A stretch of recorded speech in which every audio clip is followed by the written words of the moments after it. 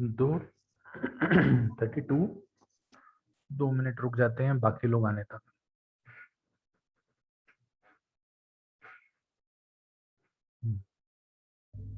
तो अगर वात दोष ज्यादा बढ़ जाए, सो अगर नॉर्मल कोर्स में वात दोष रेगुलर नॉर्मल कॉन्ट्रैक्शन का काम कर रहा है और वात दोष बढ़ गया, बढ़ जाने पे क्या हो जाएगा, बढ़ जाने पे ज्यादा जल्दी जल्दी सुसु हो जाएगा, थोड़ी थोड़ी होगी, या डिलीवरी के टाइम पे बच्चा रुकने नहीं देगा, बच्चे को बाहर फेंक देगा। या फिर वात दोष अगर कम हो गया तो we will not get urine और the female may not be able to do delivery properly। वैसे ही कफ दोष का देखो, कफ दोष में मेरे क्लास में भाई ड्राइंग मत करना, डिसेबल। ओके, तो कफ दोष में कफ क्या काम करता है, कफ काम करता है बहुत सारा, जहां जहां पर भी फ्रिक्शन रिड्यूस करना है वहां कफ का काम है, जहां ठंडक लाना है वो कफ का काम है, उसके बाद शरीर को न्यूट्रिशन देना है वो कफ का काम है। तो अगर कफ बढ़ जाएगा तो what we will have is we will have over nourish state, हमारा वजन बढ़ जाएगा, नींद ज्यादा आएगी, भारी भारी लगने लगेगा। वही अगर कफ कम हो जाएगा तो फ्रिक्शन रिड्यूस हो जाएगा, हमारे सांधे आवाज करना चालू कर देंगे, सांधे घिस जाएंगे, the joints will have problems. तो ये बेसिक फंडा अभी इतना ही ध्यान रखना है कि दोष जो है they are managers and damagers of the body till the time, जब तक वो खुशी खुशी नॉर्मल कंडीशन में रहे तब तक शरीर को आगे बढ़ाने का काम करते हैं, और जैसे ही वो एब नॉर्मल हो जाए, या तो बढ़ जाए अपने नॉर्मल कंडीशन से या तो कम हो जाए अपने नॉर्मल कंडीशन से, तो शरीर को नुकसान पहुंचाने का काम करते हैं। ठीक है, इसमें कोई डाउट?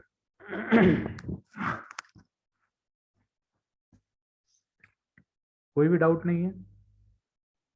ओके, तो 3 प्रकार के दोष बताए हैं, एक वात, एक पित्त और एक कफ।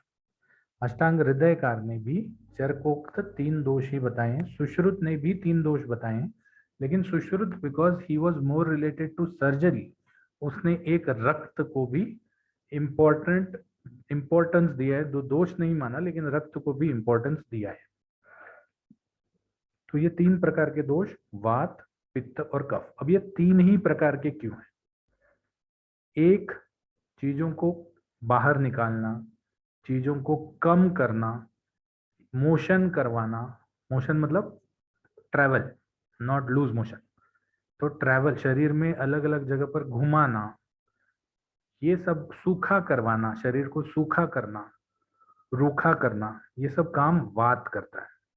उसके अपोजिट जो है, मतलब शरीर में किसी चीज को रोक के रखना या न्यूट्रिशन करवाना, वात रूखा करवा देता है, कफ मॉइस्ट करवाता है या फ्रिक्शन कम करता है। वात की वजह से फ्रिक्शन ज्यादा हो जाती है, कफ की वजह से फ्रिक्शन कम हो जाती है। तो one is a force which reduces body things in the body, one is a force which increases things in the body। तो वात और कफ, ये दोनों जो चीजें हैं, ये दोनों परस्पर विरोधी हैं, opposite of each other. That is why the body is functioning normally, because रोज का सिर्फ कफकर पदार्थ या सिर्फ कफ बढ़ते जाएगा तो बॉडी बड़ी बड़ी बड़ी बड़ी बड़ी होती जाएगी, सिर्फ वात अगर बढ़ तो बॉडी छोटी छोटी कम कम कम होती जाएगी। So because they are in a balance, our weight, our function, everything is in a balance. जितना वात काम करता है उतना ही प्रमाण में कफ भी काम करता है, इसीलिए हम बैलेंस में रहते हैं। तो ये दो दोष तो समझ में आ गए। तो पित्त का काम क्या है? शरीर में हम जो भी चीजें लेते हैं उनको ट्रांसफॉर्म करने का काम जो है वो पित्त का है।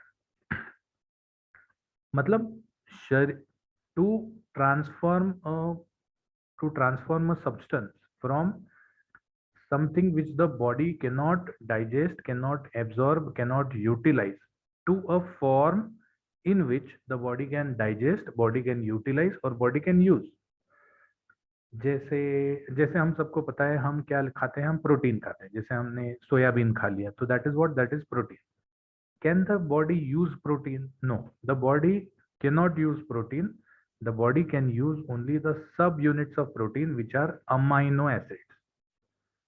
तो पित्त का काम है कि जो भी चीजें बाहर से आई हैं उनको ट्रांसफॉर्म करके शरीर को उपयोगी पदार्थों में, to convert it into body utilizable substances, is the function of pitta. तो एक जगह वात हो गया कम कराने वाला, एक जगह कफ हो गया बढ़ाने वाला, और एक जगह पित्त हो गया ट्रांसफॉर्म करने वाला। ट्रांसफॉर्म करने वाला, ये तीन दोषों का बेसिक है। ये समझ में आ गया आपको? किसी को कोई डाउट?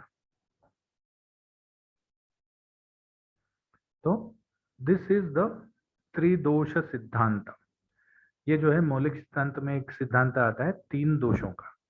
तो शरीर के तीन दोष होते हैं, वात पित्त और कफ। ये तीनों दोष जब तक नॉर्मल हैं, जब तक अपना फंक्शन ठीक से कर रहे हैं, तब तक शरीर को आगे ले जाने का या बढ़ाने का, शरीर का भला करने का काम करते हैं। और जब ये ज्यादा अपने नॉर्मल स्टेट से ज्यादा बढ़ जाए या ज्यादा कम हो जाए तो ये शरीर को डैमेज करने का काम करते हैं। This is what this tridosha siddhant. So dosha are managers and damagers of the body. तो इस सिद्धांत के हिसाब से उन्होंने क्या बताया है? पहला बताया है कि इन दोषों का कार्य, दोषों के कार्य में उन्होंने बताया है विकृता विकृतम देहम घ्नन्ति ते वर्तयन्ति च।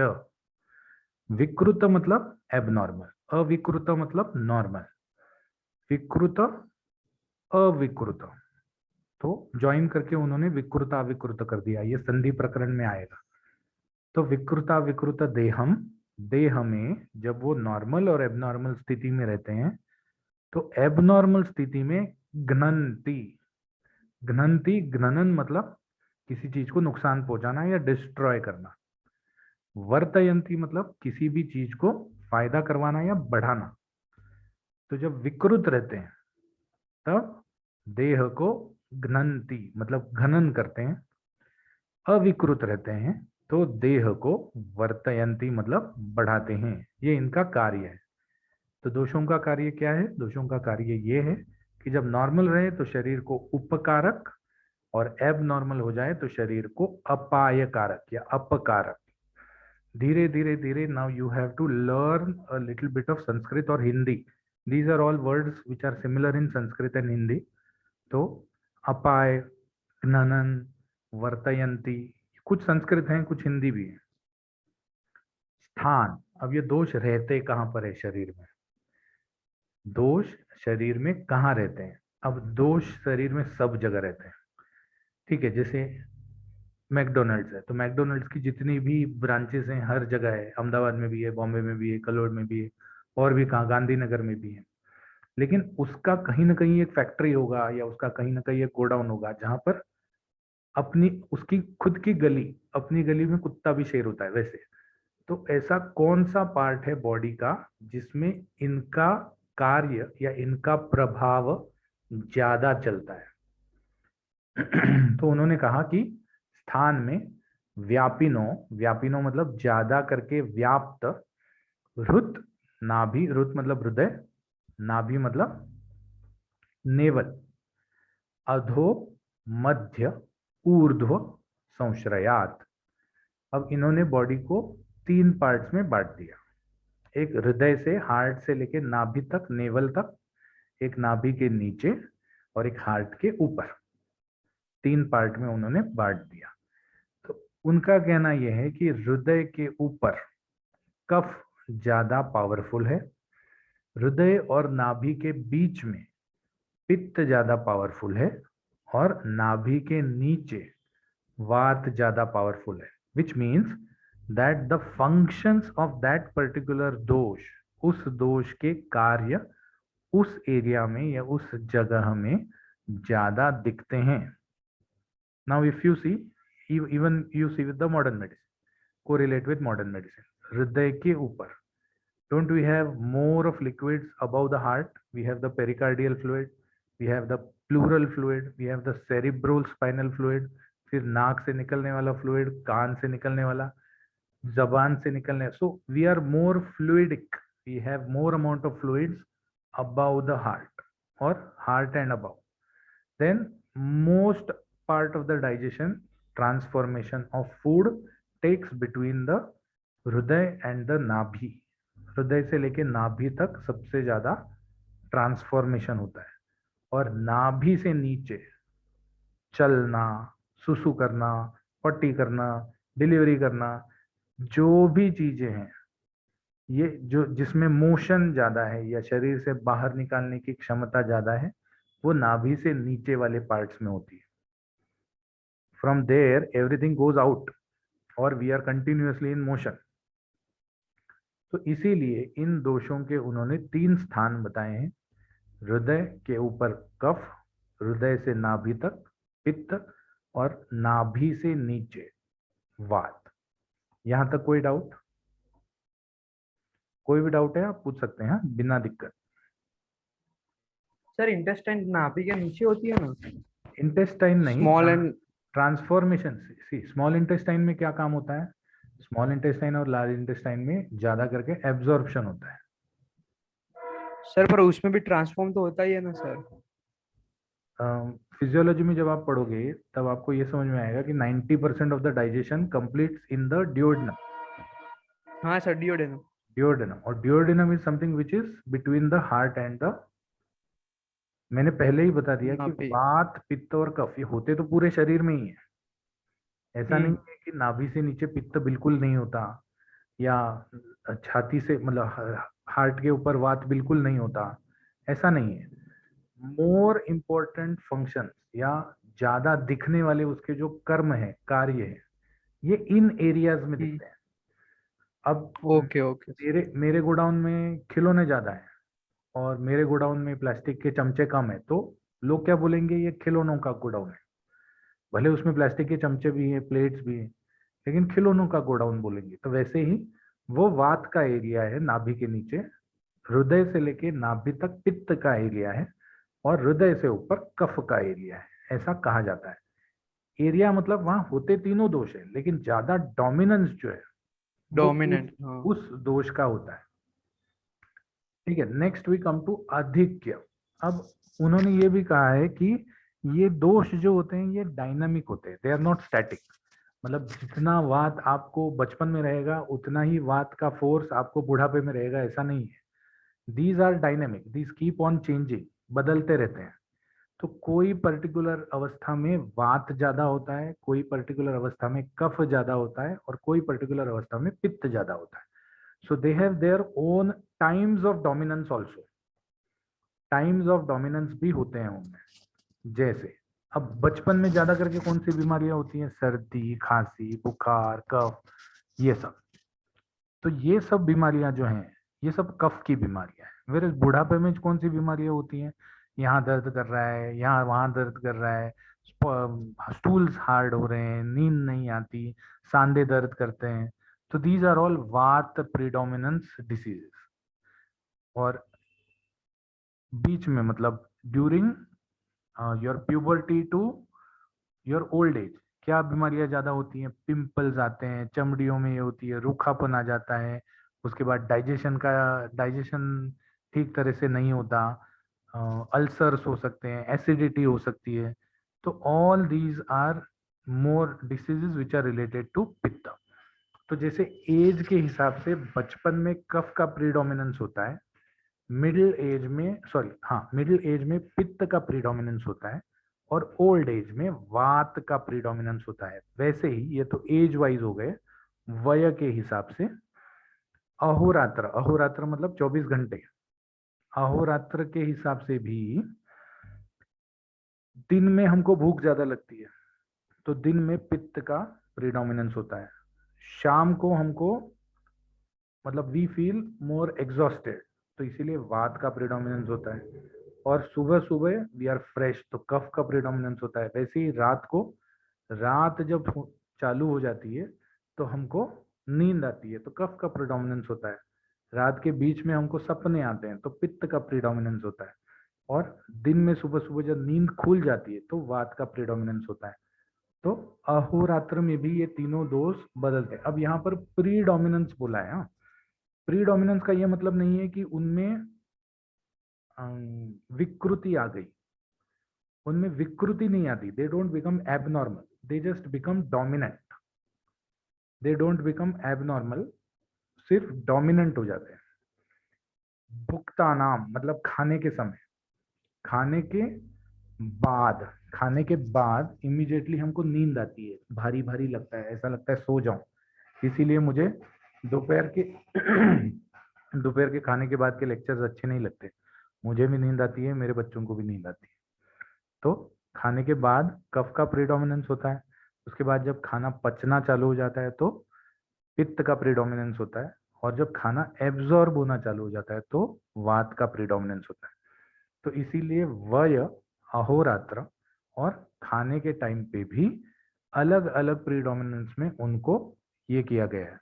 ध्यान में रखिए, उन्होंने बोला है कि कफ, पित्त और वात ये अंत, मध्य और आदि होता है। अंत, मध्य और आदि। अंत में वात, मध्य में पित्त और आदि में कफ। खाने के भी आदि, पहले कफ, मध्य में पित्त, अंत में वात। खाने में हो गया। वय में भी अंत में वात, मध्य में पित्त और आदि में कफ।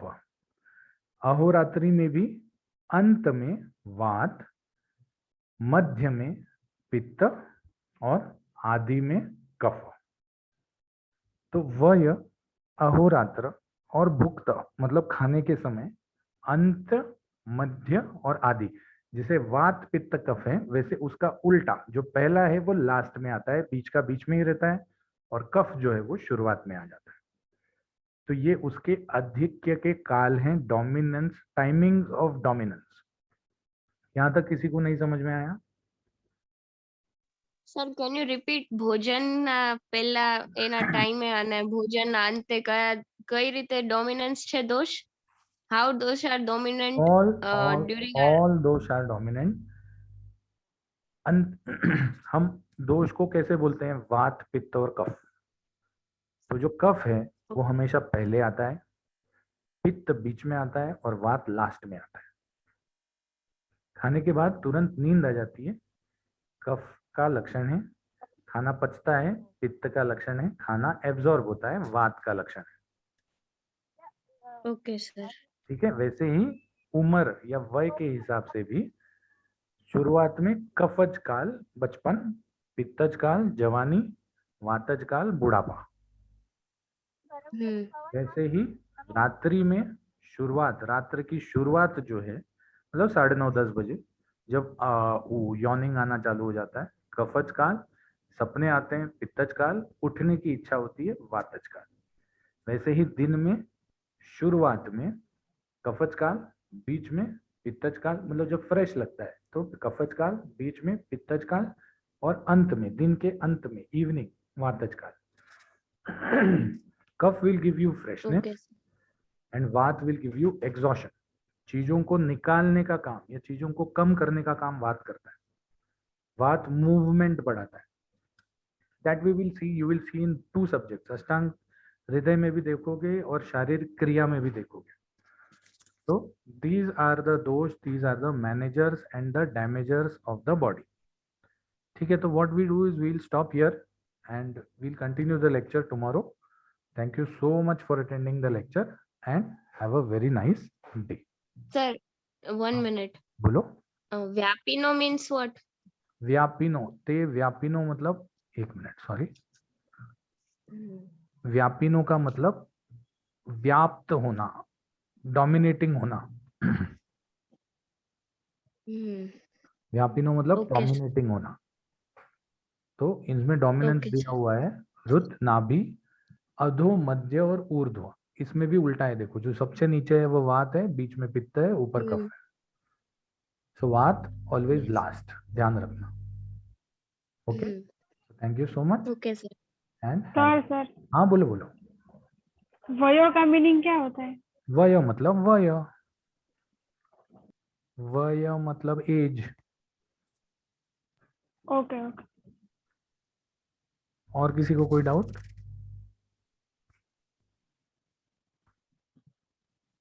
भुक्ता मतलब खाना, अहोरात्रि मतलब 24 घंटों का दिन, वय मतलब एज, रुत मतलब हृदय, नाभि मतलब नेवल, अधो मध्य ऊर्ध्व तो पता है, घ्नन्ति मतलब विनाश करना, वर्तयन्ति मतलब अच्छा करना या उपाय करना। ओके सो आखिर में लास्ट में thank you so much and have a nice day. जो लोग भी मूडल पे हैं, अगर कोई नहीं है तो मुझे व्हाट्सएप कर दीजिएगा। The recording of this lecture will be available shortly on Moodle.